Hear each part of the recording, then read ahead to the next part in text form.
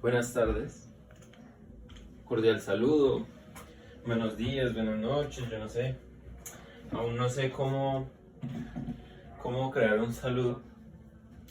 Hoy rápidamente miraremos Descartes, ¿sí? Será algo atrapante su filosofía. En un punto llegaremos a... Ay, bueno, no. Ay, no le pueden decir grosería, ¿cierto? Un poco diferente. Con Descartes llegaremos a una reflexión de Leonardo Polo acerca de las ideas, ¿sí? En Descartes se distingue este filósofo en su filosofía por sus meditaciones filosóficas.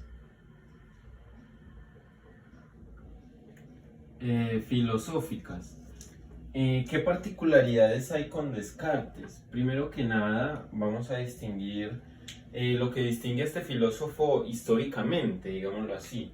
Vamos a ver cómo es un precursor, no un precursor, no, sino un consolidador, un iniciador, un poco más que Ockham, porque la modernidad siempre hay como autores, digamos que, en filosofía cuando en filosofía uno se intenta acercar a la historia, uno empieza a acercarse por aquellos autores que empiezan a escribir o reflexionar sobre unos temas en específico y hacer una crítica que va a ser propiamente una iniciación hacia otra forma de pensamiento.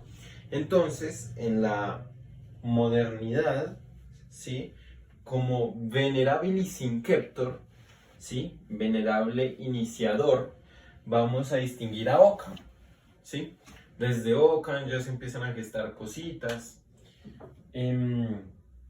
pero que va a culminar y se va a consolidar con René Descartes, aunque esto vale aclararlo, estamos hablando de la modernidad, ¿sí? Entonces tenemos que hacer una distinción entre lo moderno y lo clásico, pero es difícil hacer esta distinción en Descartes, o sea, decir que se escinde totalmente del mundo clásico, porque en su vida Renato Descartes lee la Suma Teológica y es un gran lector, ¿sí?, de Santo Tomás de Aquino, es decir, de esta tradición clásica que se viene gestando desde Aristóteles, bueno, desde Tales de Mileto, ¿no?, pero desde Aristóteles y Santo Tomás, que eran como los padres, las autoridades de la Edad Media, no del medioevo. Sobre el medioevo tengo que hacerles un dato curioso, y es que esa terminación evo significa, o sea, es una palabra despectiva para referirse a algo, como de periodo de la historia mala, o no me acuerdo cómo sale, pero eso se puede googlear fácil, ¿sí? El caso es que esta terminación evo, cuando escuchan, o sea, cuando decimos medioevo, ¿sí? Porque casi siempre se lo dice se le refiere a la Edad Media, significa como que hubo un periodo de la historia, que es la Edad Media, en la que no se hizo nada, en la que esta parte de la historia no cuenta para nada. Entonces, esto es muy moderno, por ejemplo. Esta aparición de esta terminación, ¿sí? Creo que se le dice sufijo. No me acuerdo. Pero bueno, un dato a esa parte. La modernidad se va a distinguir de lo clásico, aunque en Descartes es difícil hacer esta escisión, esta separación, porque él leyó a Santo Tomás de Aquino, él era atomista, y de hecho su obra magna, bueno, su obra filosófica magna, que son las Meditaciones, se las dedica a la señora de Loreto, ¿sí? O una santa. Es decir, René Descartes y la modernidad va a iniciar siendo cristiana en su filosofía. La cosa es que en la primera meditación, en una de las meditaciones, recordemos que las meditaciones, ¿sí?, son 6. 1, 2, 3, 4, 5, 6. Son 6 meditaciones. En la primera meditación, Descartes va a decir no me acuerdo, pero, o sea, habíamos sacado una conclusión en clase y era que él decía este tipo de cosas porque sabía que sus lectores iban a ser inquisidores tal vez. Es decir, que en su escritura Descartes se está reservando de manifestarse de alguna manera algún tipo de filosofía distinta de la aristotélico tomista, que era la adoptada en ese momento por la Santa Iglesia Católica o cristiana. Entonces, en la meditación aparece eso. Ya vamos ahora a abordar el problema filosófico de si es moderno o clásico.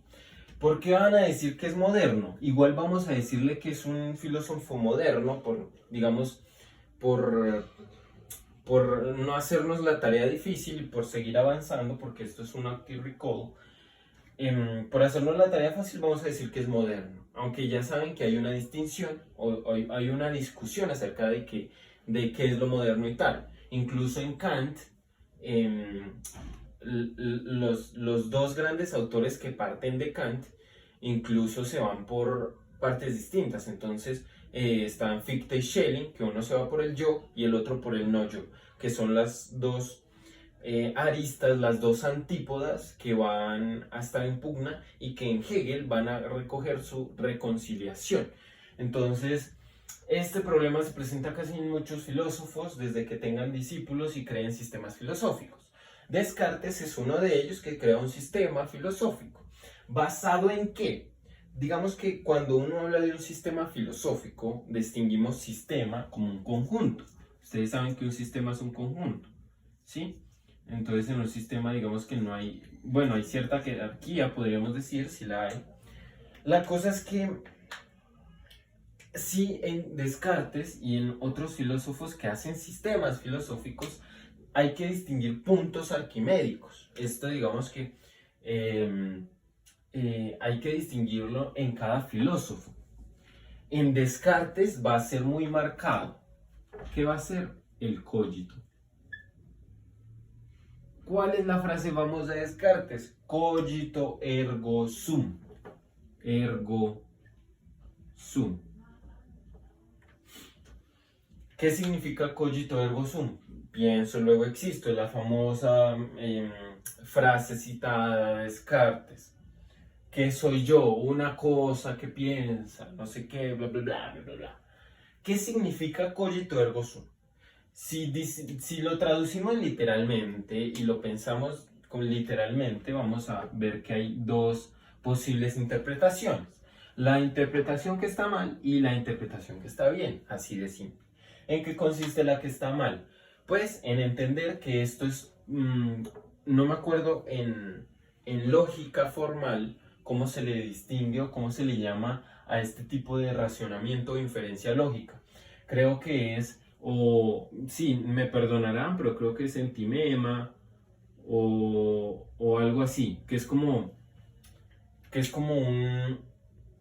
una deducción lógica que como que omite algunas partes del silogismo, ¿sí? Sin embargo, o sea, cogito ergo sum, el silogismo sería rápidamente.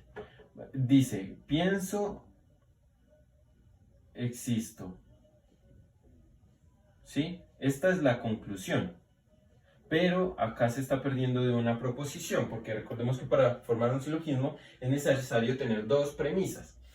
Entonces, pienso sería la premisa de arriba, creo. Si pienso... Ah, no. La primera premisa sería así. Si pienso, existo, pienso, por tanto existo. Esa sería la inferencia, entonces se salta en la primera parte y solo queda el pienso, luego existo. ¿Qué es lo que pasa? Esta interpretación está errada porque esta fue una de las preguntas que hice en el seminario, y es que esto es no una inferencia lógica, ¿sí? No, pues no se debe entender así, aunque sí se hace eso también, pero es más bien una intuición. ¿Y qué es una intuición? El pienso luego existo es una intuición. La intuición, digamos que esto se va a ver más con Kant, porque esto va a ser el fundamento para una metafísica, ¿sí? La metafísica intuicionista, la metafísica de la intuición, que va a consistir en no tener tanto un orden lógico, o sea, la intuición se distingue del logicismo, ¿sí? En tradición filosófica. Entonces, cuando distinguimos entre intuición y logicismo, decimos que la lógica en el logicismo es la que funda todo, es decir, que hay como parámetros, digámoslo así, como una normalización. La intuición es, esto es lo que me dice que es la verdad, o sea, yo intuyo, como cuando tú intuyes que tu pareja te está siendo infiel, por ejemplo, o que tú intuyes que hoy va a llover, como que veo el clima tal, ¿sí? Eso es una intuición. No tienes fundamento o una información lógica, ¿sí?, que te lleve a una conclusión, sino que tú intuyes. Es algo de la razón que no se sabe si es de la razón, porque de hecho de la intuición se puede hacer filosofía, ya Kant lo hizo. Que tenga dos partes fundamentales, la razón y la voluntad, ¿sí? Estos pueden ser dos elementos de la intuición. La cosa es que, ¿por qué va a ser una intuición el cogito ergo sum? Porque no es que piense primero, ¿sí? Yo diga, pienso primero y ahí sí existo. No, no, no. La intuición significa todo el tiempo. O sea, cuando tú dices, yo intuyo que va a llover, tú lo dices, ¿sí? Te sale así. No hay una intermediación de la razón tanto, ¿sí?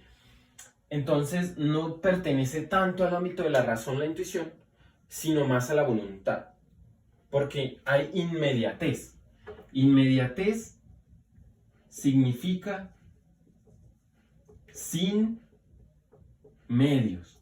¿Y qué es lo que media? La razón. La razón que conceptualiza y hace que de un concepto se llegue a otro por medio de un silogismo y llegar a una conclusión, por ejemplo, pues eso es intermediar, ¿sí? Un intermediario, como en un call center, es alguien que te comunicaba, o en la época antigua en la que se comunicaban vía telefónica y entonces contestaba un intermediario y te remitía, sí, eso es un intermediario. La intuición es sin medios, sin intermediación. Es decir, que no es que primero piense y luego exista, como si hubiesen dos momentos. No, no hay dos momentos, hay uno solo. Intuir es uno solo. La intuición puede entenderse como la acción de irse hacia adentro también, digamos que por etimología, la acción de intus, del interior. Esto es muy interesante porque cuando decimos que el cogito ergo sum es una intuición, es que pienso y existo al mismo tiempo, en el mismo instante, sin intermediarios, ¿sí? Eso lo intuyo, pero intuyo no hacia afuera, ¿sí? La intuición es algo de dentro, es la mente encontrándose consigo misma, algo así. Es como leerse a sí mismo, porque de este vocablo también está relacionado con el de inteligencia, que puede leerse como leer hacia adentro, intus legere en latín. Pero bueno, esto significa cogito ergo sum. Es algo que haces al mismo tiempo. Piensas, existes.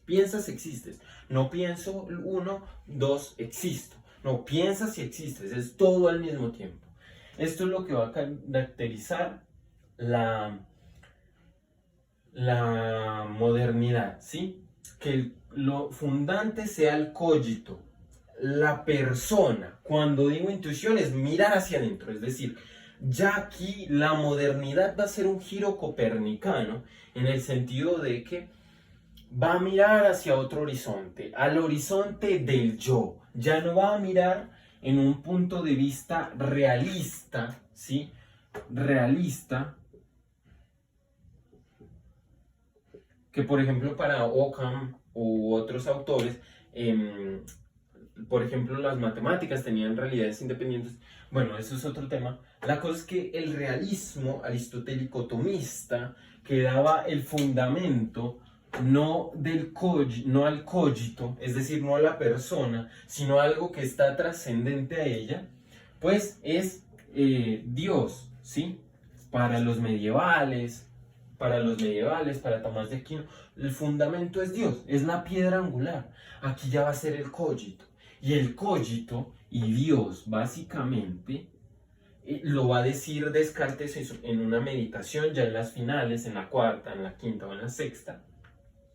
Va a decir al final, esto sí lo recuerdo bien, parafraseando lo que dice, que el cogito, o sea, nosotros somos o hacemos lo que Dios hace, ¿sí?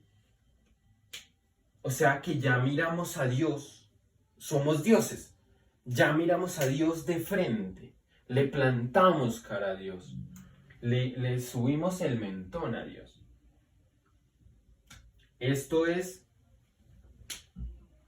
por lo que después de su muerte, creo que incluso en vida, cuando Descartes estaba vivo, ya tenía demasiados detractores, ¿sí? Sobre todo en Países Bajos, o sea, en lo que hoy es Países Bajos, en Holanda, por esos sitios, creo, no me acuerdo, pero creo que sí. Bueno, ya vimos qué es el cogito. Lo del cogito es importante, porque ¿cómo se llega a Dios desde el cogito? Para Descartes vamos a distinguir un trisustancialismo, digámoslo así, que va a ser una tríada triangular, válgase la redundancia, en la que el cogito va a estar acá. Esa es una sustancia, luego está la res extensa, la res cogitans, la res extensa, y luego va a estar Dios, ¿sí? Esta va a ser la triple sustancialidad de Descartes. ¿Qué significa que hayan tres sustancias? Acuérdense que para la tradición aristotélico-tomista, las sustancias eran múltiples, infinitas. Incluso los ángeles eran sustancias separadas. Una sustancia, para la tradición aristotélico-tomista, es algo que por sí subsiste, es lo que está debajo. Es decir, que no importa la corporalidad. Lo importante de la corporalidad, entre comillas, perdón, sí, lo que no importa es la corporalidad, sino lo que está debajo de esa corporalidad, como soplo vital, como lo que da la vida a esa cosa. Cuando algo tiene su forma, entonces se separa, por eso no es necesario que tenga vida una sustancia para ser sustancia. Por ejemplo, esta sustancia es botella, ¿sí? Y yo lo llamo así porque tiene su forma y es independiente de mí, ¿sí? Entonces, en esta tradición, sustancias todas las que quieras. En Descartes van a haber solo tres sustancias, porque todo esto, botella, yo qué sé, cepillo, almohada, cama, habitación, todas estas sustancias pertenecen a un solo mundo. Vamos a reducir todo esto. En filosofía de la naturaleza distinguíamos que una cosa cuando tiene materia necesariamente tiene propiedades de la materia. Propiedades de la materia son múltiples, ¿sí? Vamos a hacerla acá rápido. Ay, no tengo casi tinta. Propiedades de la materia. Entonces, cuando una cosa tiene materia es porque ya tiene extensión, ¿sí? Tiene una medida, una forma, tiene un peso, todo lo que existe en tanto corpóreo, en tanto cosa, en tanto que tenga materia, lo puedes medir, le puedes añadir cosas porque tiene límite, ¿sí? Todo lo que tiene materia tiene un límite. Por eso es que metafísicamente hablando es imposible concebir el infinito, o sea, el infinito no existe sino matemáticamente, no existe metafísicamente porque no tiene, bueno, no sé si decir que no tiene ontología, sino que es algo que se sale de los límites materiales, porque lo infinito se define como aquello a lo que no le puedo aumentar ni disminuir algo. Entonces, como este borrador, yo le puedo aumentar, yo que sé, algo y aumenta su tamaño y sí, porque tiene propiedades materiales. Cuando ya hablamos del infinito es que no se le puede añadir nada porque es infinito, ¿sí? Y bueno, en ese caso sería Dios. La cosa es que en Descartes, una de las propiedades de la materia que distinguíamos en filosofía de la naturaleza era la extensión. Extensión quiere decir medida, ese tipo de cosas. En una de las meditaciones Descartes va a preguntarse, ¿cuál es la esencia? ¿Sí? ¿Cuál es el substrato de las cosas? ¿Cuál es la medida de las cosas? ¿Qué es lo fundamental, el pilar en las cosas? Y lo que va a distinguir es la extensión. ¿Pero qué es la extensión en Descartes? La extensión en Descartes es una substancia diferente del cogito y de Dios, porque es una substancia que se reduce a números. En última, todo lo que yo dije en filosofía de la naturaleza, que todo lo que tenía materia, tenía propiedades de la materia, eso quiere decir que se puede medir. Lo que quiere decir en últimas no es referirse a estas cosas, es que la esencia de las cosas no está en las cosas, y por eso aquí se presenta una cogitación o una sustancialización muy humana de las cosas, y es que en las cosas, la esencia de las cosas no está en las cosas, sino en esta mente que es capaz de medir las cosas, de darle extensión. Y la extensión es número. Es un regreso a Platón. Esto es un idealismo también de Descartes, porque lo importante es la idea de las cosas que son los números, que es a lo que se reduce. Y esto es una extensión diferente a mi cogito, ¿sí? Estas son tres substancias porque estas jamás se tocan. Yo jamás voy a tocar la cosa con mi mente, ¿sí se entiende? Yo estoy acá en el mundo, yo estoy tocando, yo soy este cuerpo que siente, yo soy... Así que no es que Descartes diga que la realidad no existe, como algunos pueden deducir de su solipsismo, ¿sí? A Descartes se le conoce como solipsista, ¿sí? Pero Descartes no es tanto eso, es idealista, es más un idealista que un solipsista, porque un solipsista es solo existo yo. No, Descartes sabe que la realidad existe, ¿sí? Sabe que esto es real, que este cuerpo siente, que él había estado en el ejército y ha matado gente, sabe que tiene hambre. Descartes no es un pendejo. Pero eso no es lo importante, digámoslo así. O sea, yo sé que la realidad existe, pero es que lo que importa es que yo pueda medir. Descartes en últimas lo que está protegiendo es a Copérnico, a los físicos, ¿sí? Ya no veamos que la naturaleza en la tradición aristotélico-tomista, en la tradición cristiana, judeocristiana, que la naturaleza es algo así como algo a lo que se le va a tener miedo, a lo que se le va a temer. No, no, no. Ahora miramos la naturaleza, ahora enfrentémosla a ella científicamente y tomémosle las medidas. Entonces hacemos física, hacemos biología, ¿sí? Entonces este es un giro copernicano en el sentido científico. Vamos a hacer ciencia. El hombre propiamente, el hombre más alto, el hombre más excelso, será en últimas un ilustrado. Por eso es que Descartes, Kant, Platón, todos estos están como en un mismo saquito, ¿sí? Evidenciando las particularidades, obviamente, porque pues uno como filósofo tampoco puede, pues, también hacer como esta totalización, ¿sí?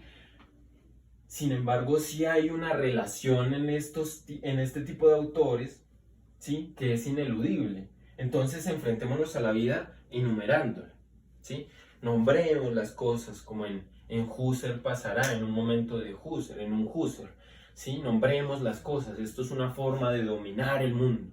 Entonces, es más bien, o sea, Descartes representa la modernidad en un sentido de actitud, porque no es que descubra algo increíblemente diferente, ¿no? Es la actitud de ahora volvámonos científicos. El científico va a ser el hombre al que hay que rendirle homenaje, no sé, ¿sí? Pero no hemos llegado al cogito y a Dios. Estos dos, en secreto, tienen una relación. Yo les dije que íbamos a llegar a Leonardo Polo, ¿sí?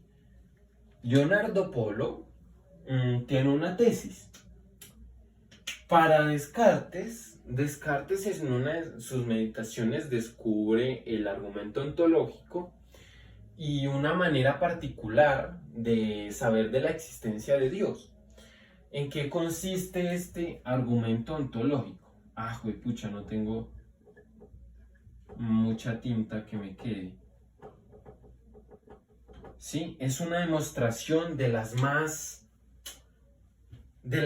redondas, ¿sí? Que es difícil eludir de la existencia de Dios. Descartes cree en Dios. Pero ¿cómo es este argumento ontológico?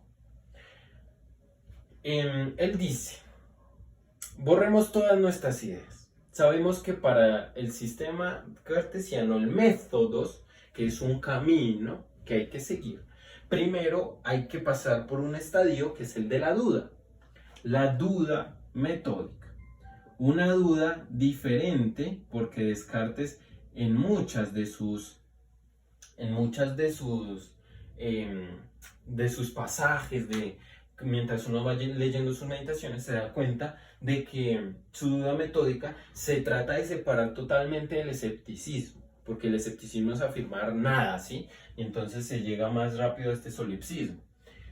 Sin embargo, en Descartes hay un método porque él quiere llegar a una certeza, ¿sí? Y la primera certeza que va a encontrar será el cogito, ¿sí? Yo, ahí es donde llego yo, ¿sí? Si hay un genio maligno, él dirá, incluso, va a añadir una hipótesis del genio maligno, es para darse cuenta del yo. Si hay un genio maligno que me engaña y todo lo que yo sé es falso, entonces soy una cosa engañada. Y este es un punto de encontrarme como cosa, ¿sí? Como algo engañado. Es decir, yo soy cosa. Si me engañan, pues tiene que haber alguien al que engañen, ¿sí? No pueden engañar a una cosa. Entonces, por medio de esta duda metódica, va a decir, vamos a dudar de todas nuestras ideas, de todas nuestras concepciones. En últimas, vamos a dudarnos de la tradición judeocristiana, de todo lo que nos han enseñado. Entonces, ¿con qué nos quedamos? Con ciertas ideas.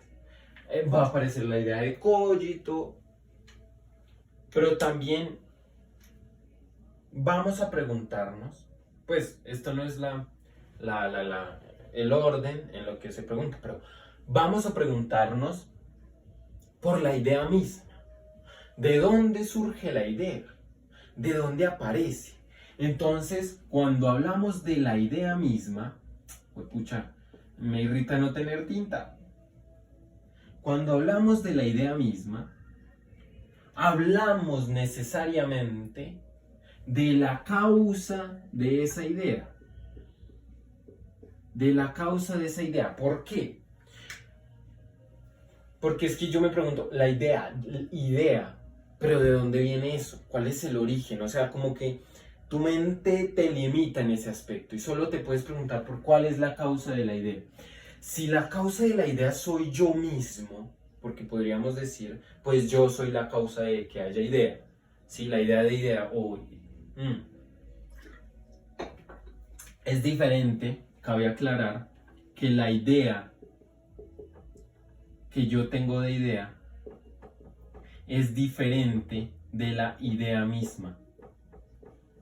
¿Sí? Porque esta idea misma se refiere a una entidad. Aquí nos referimos a nosotros mismos en tanto que pensando la idea. Pero es que la idea no solo la pienso, la idea también debe tener un origen, es decir, una entidad, un de dónde. ¿Y de dónde viene eso sino de un ser sumamente perfecto, que es la idea máxima, que tiene la capacidad de darme la idea a mí, Dios? No tocamos, o sea, si Dios es perfecto, pues bueno, no vamos a decir que debe existir ni toda la vaina, pero nos debe haber proporcionado esta idea. La idea nos la debe proporcionar. Y así llegamos a Dios. Pero esa idea de Dios es totalmente ajena a mí, porque yo no di ese ente. Yo soy un ser creado, yo soy una criatura, pero me ha dado el poder de tener ideas. Y por eso es que yo no soy menos que Dios, porque yo tengo idea. Y yo puedo hacer cosas, y yo puedo meterme en la res extensa, yo puedo hacer números. Yo soy algo. Ahí es donde llega Descartes.